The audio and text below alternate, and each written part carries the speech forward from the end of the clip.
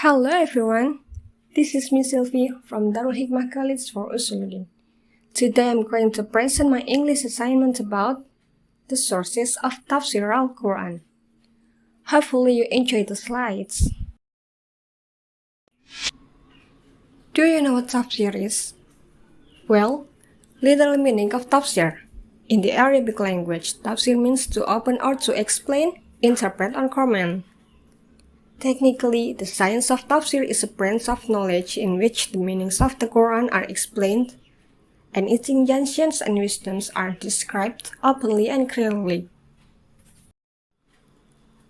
Addressing the Holy Prophet, the glorious Quran says, وَأَنزَلْنَا إِلَيْكَ الذِّكْرَ لِتُبَيِّنَ لِلنَّاسِ مَا نُزِّلَ إِلَيْهِمْ وَلَعَلَّهُمْ يَتَفَكَّرُونَ. We revealed the Quran to you so that you explain to the people what has been sent down to them. Surah An-Nahl verse 44. The Holy Quran also says, لَقَدْ مَنَّ اللَّهُ عَلَى الْمُؤْمِنِينَ إِذْ بَعَثَ فِيهِمْ رَسُولًا مِّنْ أَنفُسِهِمْ يَتْلُو عَلَيْهِمْ آيَاتِهِ وَيُزَكِّيهِمْ وَيُعَلِّمُهُمُ الْكِتَابَ وَالْحِكْمَةَ.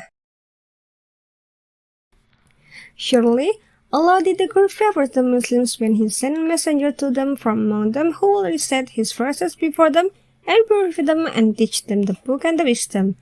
Surah Ali Imran, verse 164. Wait a minute. Let my AI assistant help me to tell you next. Okay, Bun.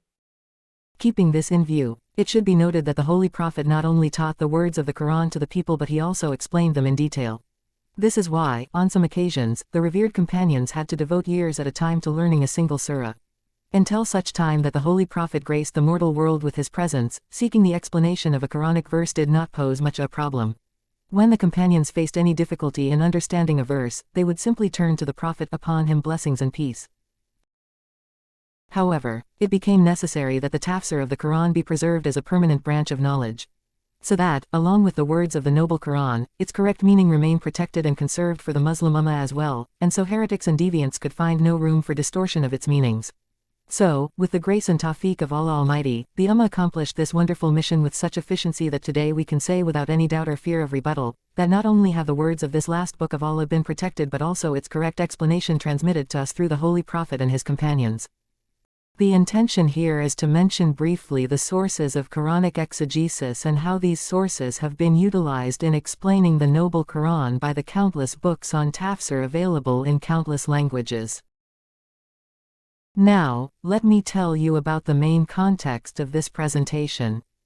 The sources of the Quranic exegesis are: first, Quran; second, Hadith; third, narration of companions; fourth, narration of successors; fifth, the Arabic language. The last one is deliberation and deduction. The first source of the knowledge of tafsir is the Quran itself. Accordingly, it happens very often that a certain point which is brief and requires explanation is invariably clarified by some other verse of the Quran. Therefore, when commentators explain a Quranic verse, they first check to see if a tafsir of the verse is already existent elsewhere in the Quran itself. If such an explanatory verse exists, they elect to adhere to it as their first choice. The words and the deeds of the Holy Prophet, upon him blessings and peace, are called hadith, and as it has been stated earlier, Allah Almighty sent him with the Quran solely for the purpose of explaining, openly and explicitly, the correct meanings of the Quran to people. Consequently, he discharged this duty with grace and excellence both by word and deed. In fact, his whole blessed life is, after all, a practical tafsir of Quran. It is for this reason that respected commentators, in order to understand the Quran, have laid the greatest emphasis on the hadith as the second source of tafsir, and it is in the light of hadiths that they have determined the meanings of the Book of Allah. The noble Sahaba, our companions may Allah be pleased with them all, had received their education directly from the Holy Prophet, upon him blessings and peace. In addition, they were personally present on the scene when verses were revealed, and they had themselves witnessed the circumstances and backgrounds of the Quranic revelation. Therefore, naturally, the recorded statements of these blessed souls are far more authentic and trustworthy in explaining the noble Quran. Hence, in the case of verses the explanation of which is not found in the Quran or Hadith, statements recorded from the noble companions, may Allah be pleased with them, are given the highest priority. After the companions, may Allah be pleased with them, come the successors tabi, in. The latter learnt the tafsir of Quran directly from the former. Therefore, their statements too have great importance in the science of tafsir, although a difference of opinion among scholars exists on whether the statements of the successors are considered decisive in tafsir. Their importance, nonetheless, cannot be denied.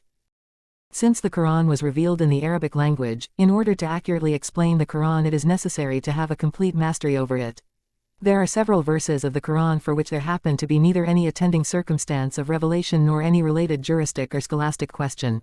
Therefore, in their explanation, neither the sayings of the Holy Prophet nor the statements of the Sahaba or Tabi'in have been transmitted. Hence, the only means through which such verses can be explained is the Arabic language, and it is on the basis of language alone that they are elucidated. Additionally, should there be some difference in the tafsir of a certain verse, then also the science of linguistics is used to run a test of veracity between varying opinions. Commentators do present the outcomes of their respective deliberations as well, but the mysteries and subtleties so described are found acceptable only when they do not contradict the 5 sources mentioned before. The next one is about some famous tafsir of Al-Qur'an. Tafsir ibn Jarir at-Tabari, Tafsir ibn Kathir, Tafsir al-Qurtubi, Tafsir al-Kabir, al-Bahr al-Muhit, Akam al-Quran li al-Jassos, al-Dur al-Manthur, Ra al-Ma'ani. Hi, Sylvie is here, and now I know you know how important tafsir is, right? A person while explaining the Quran come up with a subtle point or independent judgment which is contrary to the Quran and Sunnah, consensus or ijma, language, or the statements of companions and successors, or stands in conflict with another principle of Sharia, then it will have no credence. So, if we want to understand some verses of Quran, we should come up with those sources of tafsir. Or we can choose the commentators' creation about tafsir to be our reference. Make sure there's no contrary to the sources. The more we take a good way in learning Quran, the more we fall in love to the message inside. That's a little from me. I hope you got my points and may Allah bless you all. Jazakumullaahu khairan.